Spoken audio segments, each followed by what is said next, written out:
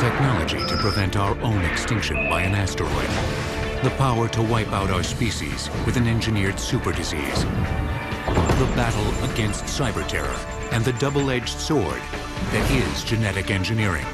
Now, more doomsday tech on Modern Marvels.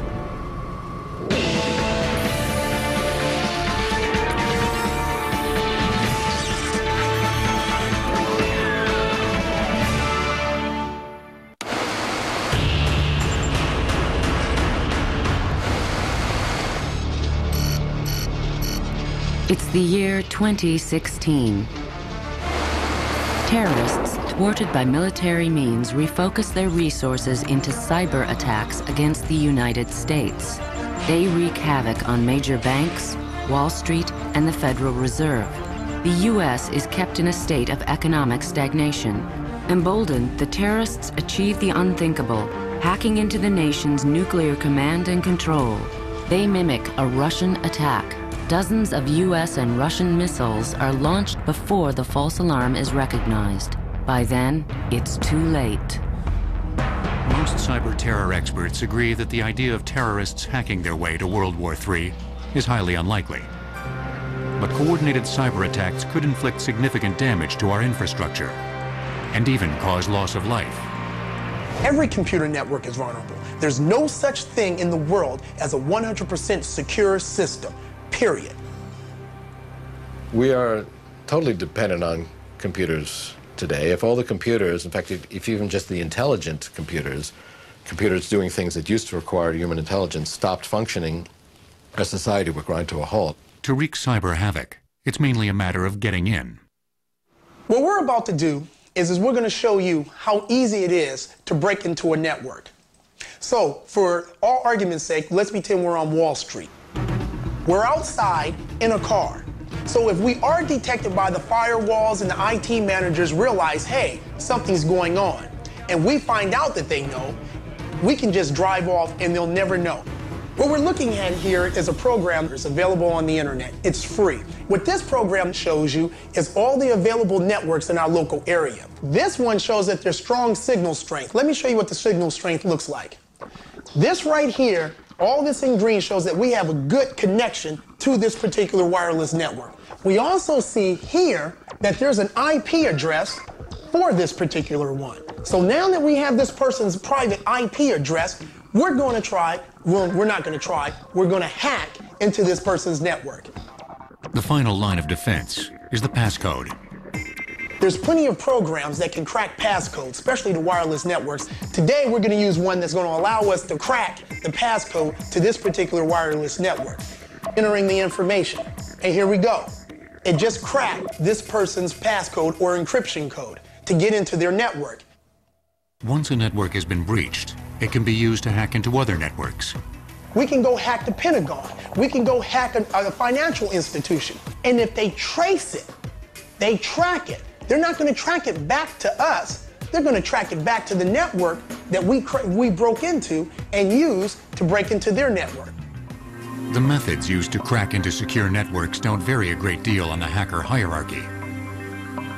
Only the resources and the level of malice. Lowest on this scale are what cyber experts call the ankle biters. Ankle biters are often the teenage kids we hear about, the hackers that are defacing websites or breaking into computer systems sort of for thrill and games. Then you have computer hackers that you never hear about. These are the guys who are paid computer hackers. They make their living as computer hackers. They break into a bank, steal millions of dollars, and send it to the Cayman Islands and then wire it to 5 different banks. Sir, we have a missile event. The most malicious form of cyber attack is termed information warfare.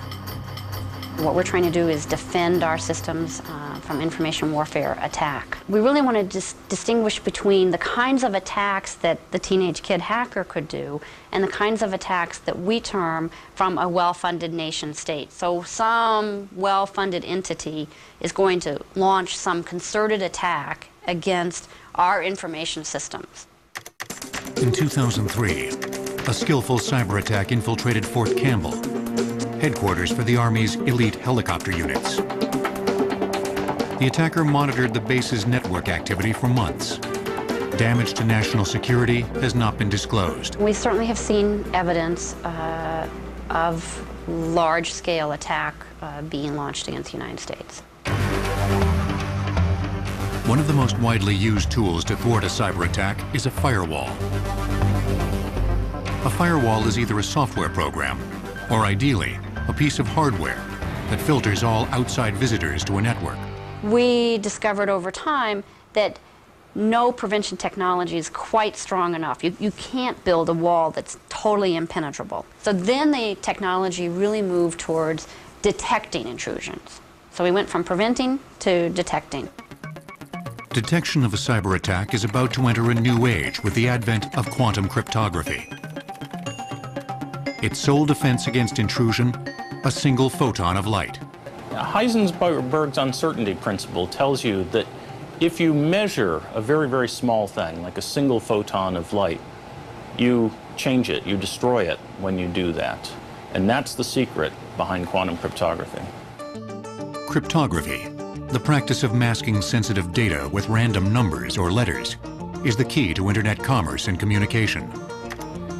A standard network uses large prime numbers that are difficult to factor, but not uncrackable. In the quantum cryptography experiment, photons are pulsed through underground fiber optic cables, acting as sentries ahead of streams of information. Any intrusion will destroy the photon and alert the network to the hacker.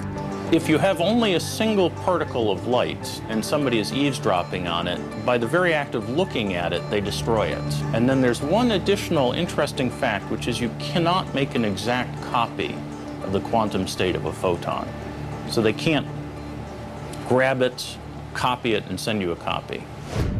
The major hurdle has been sending the photons more than about 50 miles, since photonic energy dissipates over fiber optic cables. When that hurdle is cleared, hackers beware. With quantum cryptography, it would take the hackers a long time to even learn the ABCs of what we're doing.